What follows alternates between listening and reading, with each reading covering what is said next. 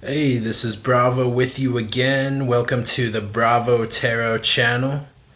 So today we will be doing a reading on overcoming the darkness, working with the shadow side.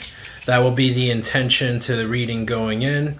And this is a generalized reading so anybody can look at the wisdom and understand it.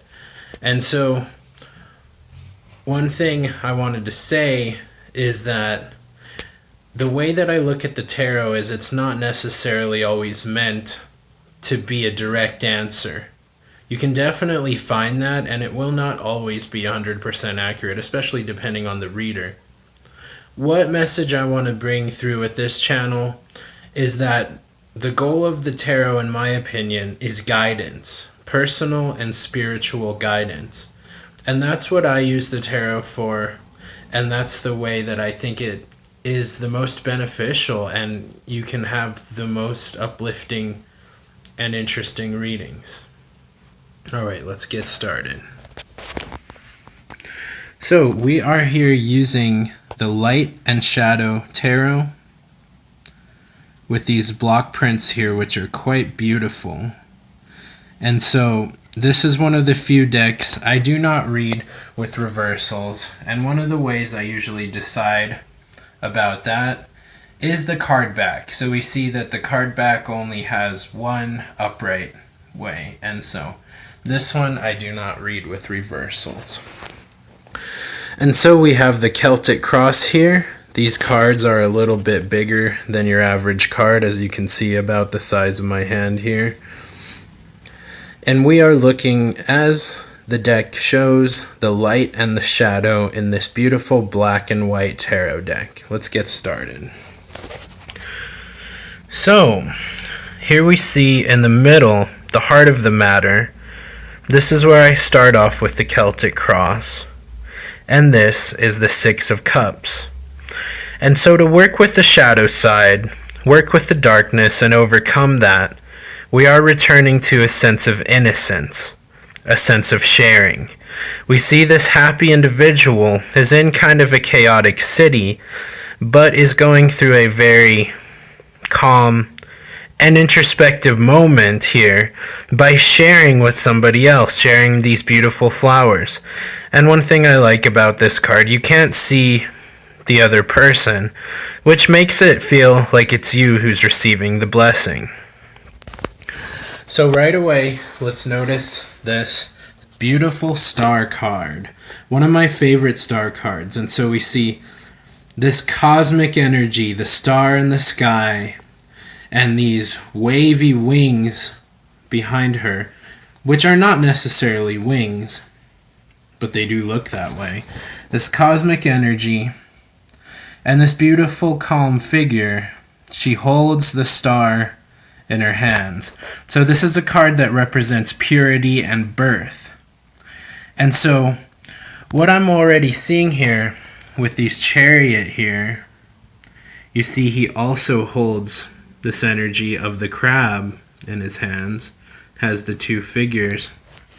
What these three cards represent is that our job here is to take the blessings of our birth, share them with others and ourselves, and use that energy for movement, for moving on. So really, it's about taking your potential and fulfilling your potential. And so we see here the Seven of Swords, which is a card that has come up for me a lot in the past when I was lying to myself.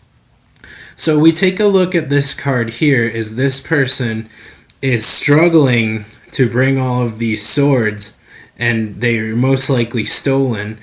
Swords representing thoughts a lot of the time. This is someone who is struggling with their thoughts, let's say the ego. So this blocked ego means blocked abundance. That gives us trouble in utilizing our potential, sharing our gifts with the world, and movement, keeping that energetic movement going.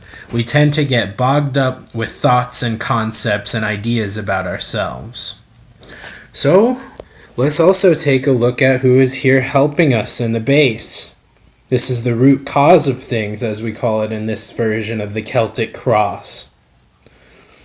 So this is the Queen of the Pentacles, the Earth Mother.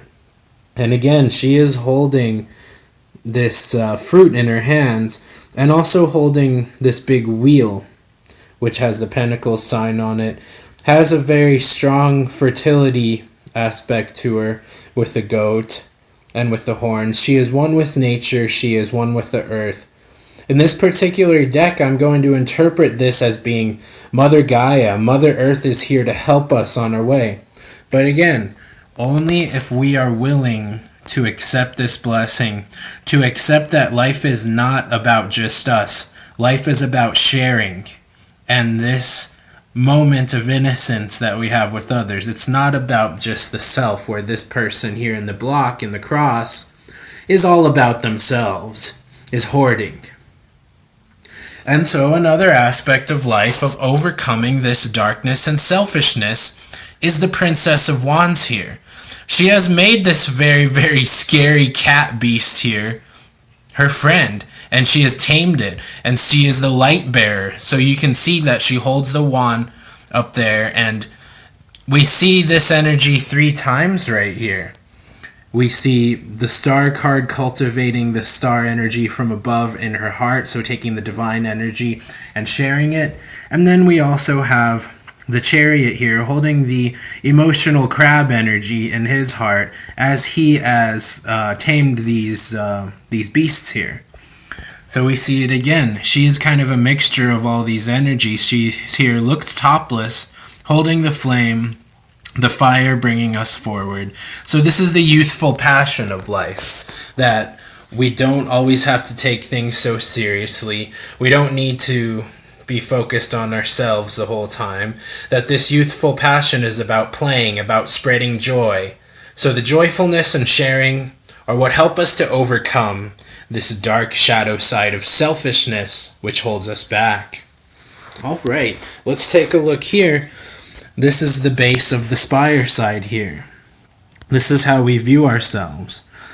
And so we see that this is the border between land and sea, and that this character representing us as humanity is using these 3 wands to get a higher perspective on things. So the way I'll interpret this one is that we are stuck in between 2 worlds, the land and the sea.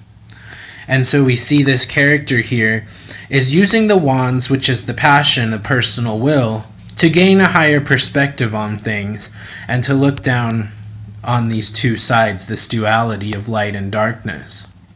So one way to interpret this is that the human being, the ego, the consciousness, is coming through in this experience. This is a technology of sorts on viewing duality, on viewing the world, looking at things from a new perspective, from a higher perspective, and seeing a deeper sense of belonging through that. Because eventually he is going to have to come back down to earth.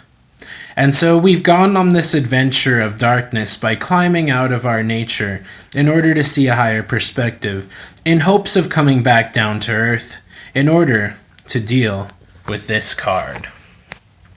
So we see that out of all of these cards, the surrounding environment is the difficulty, whereas we as the human being are actually consciousness. We are the witness of all of these changes.